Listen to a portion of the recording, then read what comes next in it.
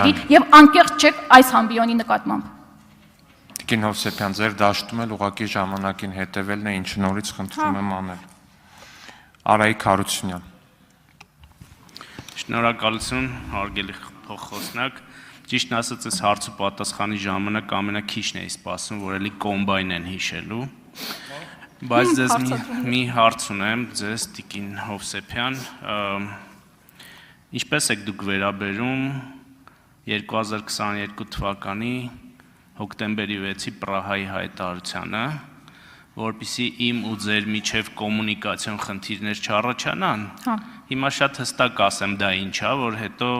չխեղաթյուրեք։ Եվրոպական քաղաքական համայնքի գագաթաժողովի շրջանակներում տեղի է ունեցել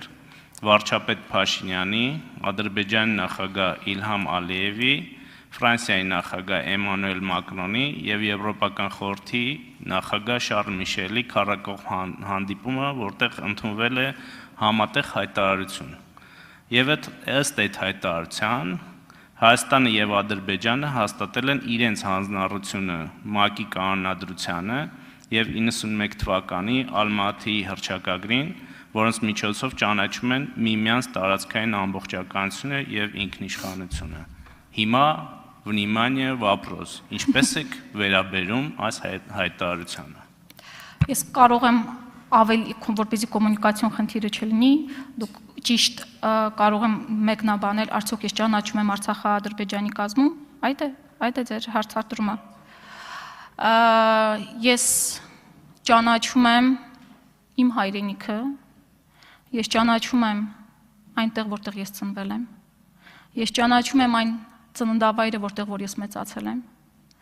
որտեղ որ ես ամուսնացել եմ, որտեղ որ գտնվում են իմ ապուպապերի, իմ հոր գերեզմանը,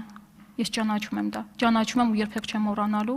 ինչպես որ չեն մոռանալու 120,000-ը, ավելին, ինչպես որ չեն մոռանալու շատ հայեր։ Այնպես որ ես միշտ հարց է առաջանում ինձ մոտ, ինչ է զգում հայը, երբ որ նման հարցադրում է անում Արցախցուն, Արցախահային, արդյոք նա ճանաչում է Արցախը Ադրբեջանի, ինչ նպատակով է դա հարցնում, ցավացնելու, գիտեք,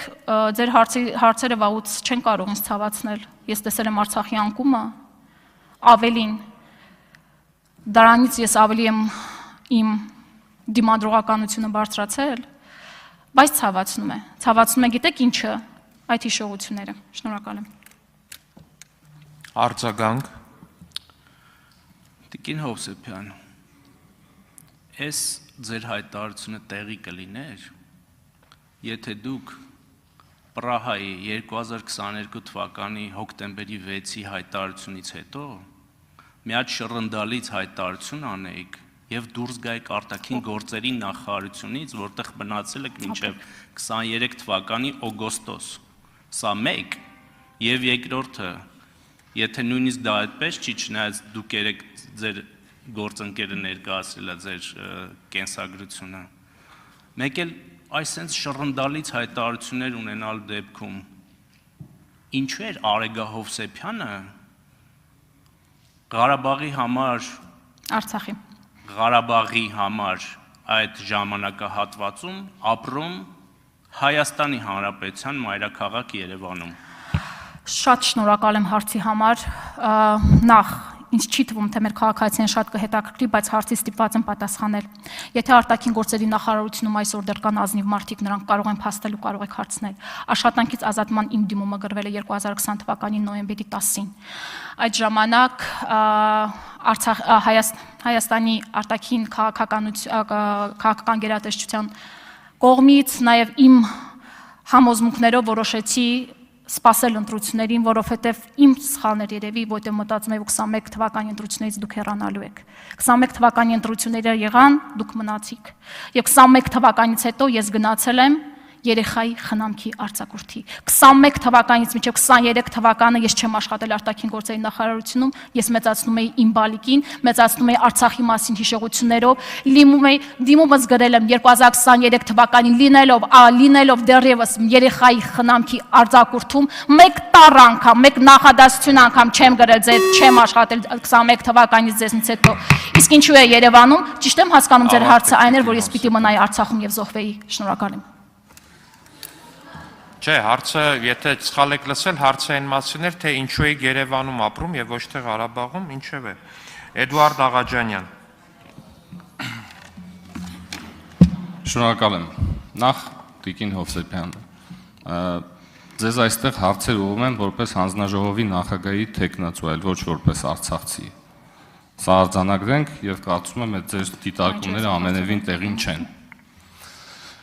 Եվ գալով բուն հարցից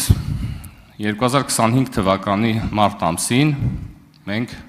ընդունել ենք օրենք Հայաստանի Հանրապետության Եվրոպական միությանը միանալու մտադրությունների մասին, որով ըստ էության սահմանել ենք մի նոր սանդղակ եվրոինտեգրման օրակարգում։ Դուք երկու անգամ ըստ էության այս հարցից խուսափեցիք, ուղիղ չպատասխանեցիք ոչ մի կերպ, ես ուզում եմ կրկնել հարցը արդեն այս համատեքստում։ Հաշվի առնելով, որ ունենք արդեն սահմանված սանդղակ Եվրամիության մեր օրակարգում, այն է մտադրություն միանալու Եվրամիությանը։ Արդյոք դուք որպես ձեր քաղաքական ուժի ներկայացուցիչ կամ ձեր քաղաքական ուժը կիսում է այս օրակարգը եւ դուք ասում եք, եթե նորով մի խոսացեք, բայց ես չեմ ընդունում ձեր այս մոտեցումը, որովհետև պայմանականորեն կարելի էր հարց տալ, եթե հիմա արտահերթ ընտրություններ լինեին, դուք կպաշտպանեիք Սամվել Կարապետյանի թեկնածությունը, թե կմիանայիք Նիկոլ Փաշինյանի քաղաքական ուժին։ Վստահ եմ, այդ հարցի պատասխանը միանգամից կտայիք, չնայած որ հարցը եթեով է։ Հիմա ես ուզում եմ հարցը տամ։ Եթե այսօր լիներ ուրեմն այն հանրաքվեն, որի մասին խոսում ենք, ձեր քաղաքական ուժը կողմ կլիներ միանալ Եվրամիությանը, թե մնալ ԵԱՏՄ-ում։ Շատ ուղիղ հարց, խնդրում եմ շատ ուղիղ կոնկրետ պատասխանեք։ Ես իհարկե հասկանում եմ, որ ինչպես ձեր ղեկավարն էր հայտարարել, որ դուք 7 տարի նույն դասարանում եք մնացել, դրա համար ստիպված եմ նորից կրկնել, գուցե ավելի ընկալելի լինի։ Օրենքը, որը որ ընդունվել է առհասարակ մեզ համար, բոլոր օրենքները պարտադիր իրականացման են։ Երբ որ մենք կարդում ենք այդ օրենքը, մենք որոշակի հարցեր է առաջանում, օրինակ, ինչ է թույլատրվում անել, որոշակիության հարց է առաջանում, ինչ է թույլատրվում անել, ինչ չի թույլատրվում անել։ Ցանկացած օրենք որ կարդում ես, քաղաքացին պետք է հասկանա, չէ՞, ինչ է թույլատրվում, ինչ չէ, ինչ գործիքակազմ պիտի կիրառվի այդ օրենքը իրականացնելու համար։ Եվ եթե այդ օրենքը առաջացնում է տարընթերցումներ, եթե գործադիրի ղեկավարը աշխարհի տարբեր կենտրոններում ստիպված է լինում բացատրել այդ օրենքը այս կողմով, այն կողմով,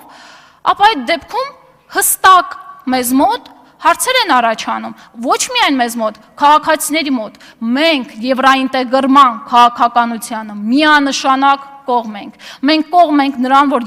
Եվրոպական միությունը տրամադրում է մեզ այնպիսի լուրջ գործիքակազմ, որով որ մենք կարող ենք արդիականացնել Հայաստանի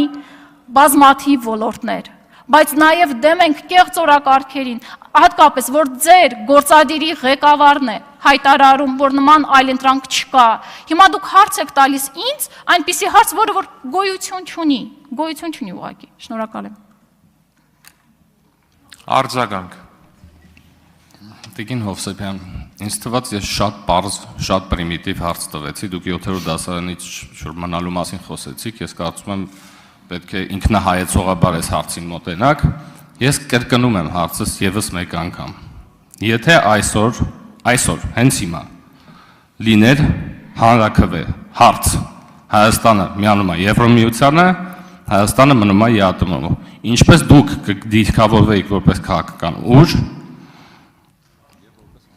եւ որպես անհատ։ Եվ ուզում եմ մի բան շատ հստակ ասել Տիկին Հովսեփյան։ Իմ համար անձնապես այս հարցի պատասխանը անկյունաքարային նշանակություն ունի ձեզ ընտրելու հետ կապված, ինչու՞։ Որովհետև քիչ առաջ ես ասացի, որ մենք սահմանել ենք կոնկրետ սանդղակ Եվրամիության ինտեգրման համատեքստում։ Եվ եթե դուք եկել եք այդ սանդղակը իջացնելու այդ պաշտոնում, իմ համար շատ հստակ է որոշումը։ Ես ուզում եմ ձեզնից կոնկրետ լսել, որ դուք կողմ եք այդ այլընտրանքի պարագայում միանալ Եվրոպական միությանը։ Խնդրում եմ տրամադրեք ինձ համապատասխան տնտեսական, ֆինանսական, անվտանգային, իրավական բոլոր վերլուծությունները, որոնցից դատելով, որոնց հիմքում կա Հայաստանի Հանրապետության շահը, այդ մասին հանձնաժողովում նստենք, քննարկենք, եւ եթե դա բխում է իսկականից Հայաստանի շահերից, մենք կարծում ենք տարաձայնություն չենք ունենա այս հարցում։ Տվեք ինձ այն բոլոր վերլուծությունները, որոնց հիման վրա մենք կարող ենք գալ այդ հարցի պատասխանին։ Այդ վերլուծությունները այսօր առկա չեն, մենք այս հարցը միայն մեկ հանձնաժողովի որոշելիք հարցը չէ, մենք կողմ ենք բարձր հայտարարում եմ եվրոինտեգրմանը։ Մենք դուք ասում եք բարձր սանդղակ, բարձր եվրոինտեգրման բարձր սանդղակին, ձեր ասած ավելի բարձր սանդղակին ենք կողմ, բայց եթե խոսքը գնում է օրենքի հանրակրվեի մասին, մենք կողմ ենք որոշակիությանը։ Իսկ երբ որ դուք հարցնում եք անհատապես նաև ձեր կարծիքը, գիտեք, արտաքին գործերի ներողություն կանդրադառնամ, եթե անհատական անձնական կարծիքի մասին էլի հարցն չի, դրան կանդրադառնամ։ Աննա Գրիգոյանն ու Մեսրոպ Մանուկյանը տեղերով փոխվել